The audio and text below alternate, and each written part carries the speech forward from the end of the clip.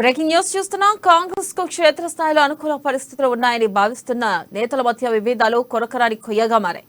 ఈ విభేదాలు మానేసి సమస్య పోకపోతే కోలుకొల్లని దెబ్బ తగిలే ప్రమాదం ఉందని సీనియర్లలో ఆందోళన వ్యక్తమవుతుంది. ఇక సిట్టింగ్ లో మినహా మిగిలిన అన్ని నియోజకవర్గాల్లో తమకే టికెట్ వస్తుందంటూ నాయకులు ప్రచార జోరు పెంచడంతో కార్యకర్తల్లో గందరగోళం నెలకొంది.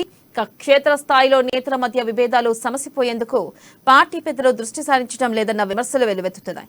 టికెట్ కోసం పోటీ పడుతున్న ఆశావాహులు నియోజకవర్గాల్లో హడావిడి చేస్తున్నారు. ఇక నాయకుల మధ్య సఖ్యత లేకపోగా విభేదాలు తారాస్థాయికి చేరుతున్నాయి.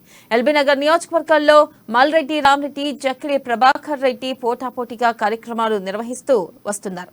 ఇక వీరిద్దరి మధ్య సఖ్యత లేక ఒకరిపై ఒకరు పార్టీ నాయకత్వానికి ఫిర్యాదులు చేసుకుంటూ పోతున్నారు. ప్రచార కమిటీ చైర్మన్ మధు యాష్కి ఎల్బీనగర్ నుంచి పోటీ చేసేందుకు దరఖాస్తు చేయడంతో టికెట్ రాదన్న ఆందోళన వారిలో మొదలైంది. యాష్కి వ్యతిరేకంగా వాల్ పోస్టర్లు వెలిశాయి.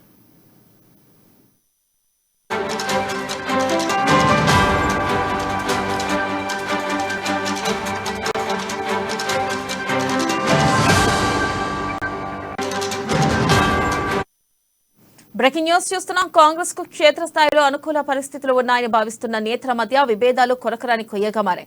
ఈ విభేదాలు సమసిపోకపోతే కోలుకోలేని దెబ్బ తగిలే ప్రమాదం ఉందని సీనియర్లలో ఆందోళన వ్యక్తమవుతుంది.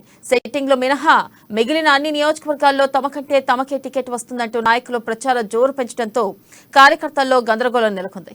క్షేత్రస్థాయిలో నేతల మధ్య విభేదాలు సమసిపోయేందుకు పార్టీ పెద్దలు దృష్టి సారించడం లేదన్న విమర్శలు వెల్లువెత్తుతున్నాయి. టికెట్ కోసం పోటీ పడుతున్న ఆశావాహులు నియోజకవర్గాల్లో హడావిడి చేస్తున్నారు. నాయకుల మధ్య సఖ్యత లేకపోగా విభేదాలు తారాస్థాయికి చేరుతున్నాయి.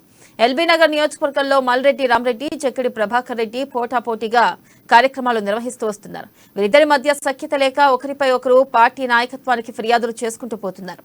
ప్రచార కమిటీ చైర్మన్ మధు యాష్కి ఎల్బీనగర్ నుంచి పోటీ చేసేందుకు దరఖాస్తు చేయడంతో టికెట్ రాదన్న ఆందోళన వారిలో మొదలైంది. యాష్కి వ్యతిరేకంగా వాల్ పోస్టర్లు వెలిశాయి.